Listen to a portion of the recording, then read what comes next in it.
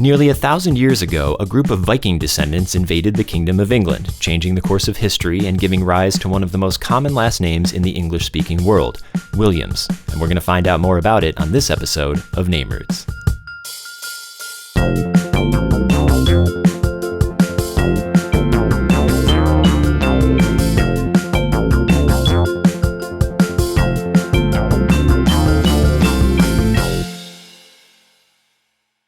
Williams is the third most common last name in both the United States and the United Kingdom, and among the most common in Australia, Canada, and New Zealand.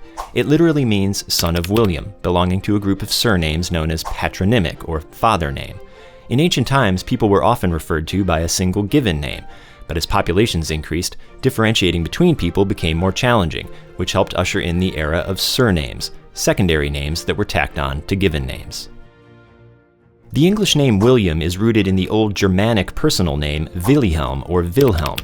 That name is composed of two elements, Will meaning will or desire, and Helm meaning helmet or protection. So the original meaning was something like willing protector or resolute protector. Now prior to 1066 AD, the name was virtually non-existent in Anglo-Saxon England, but it could be found in continental Europe among the Franks and other Germanic peoples, and particularly in a region in the north of modern-day France called Normandy.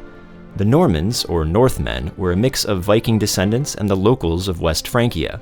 Their leader in 1066, William, Duke of Normandy, and his conquest of England are why the names William and Williams are so widespread in English-speaking countries today. William, the Conqueror as he became known to history, defeated King Harold Godwinson at the Battle of Hastings on October 14, 1066, ending the era of Anglo-Saxon rule over England. And while we know him as William, that's not actually what he called himself. See, William and the Normans spoke Norman French, which derived from Latin and did not have a native W sound. So Germanic names like Wilhelm were transliterated into a more Franco-friendly pronunciation, and Wilhelm became Guillaume.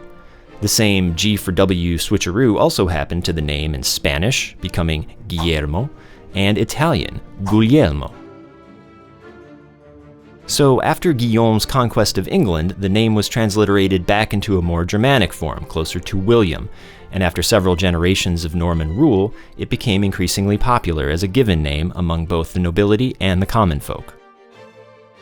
Meanwhile, the Welsh created more of a hybrid of the Latinized and Germanic forms, settling on Gwilym. Use of the patronymic naming system persisted in Wales for several centuries longer than it did in England, and there the patronymic Ap Gwilym, son of William, was eventually anglicized to Williams.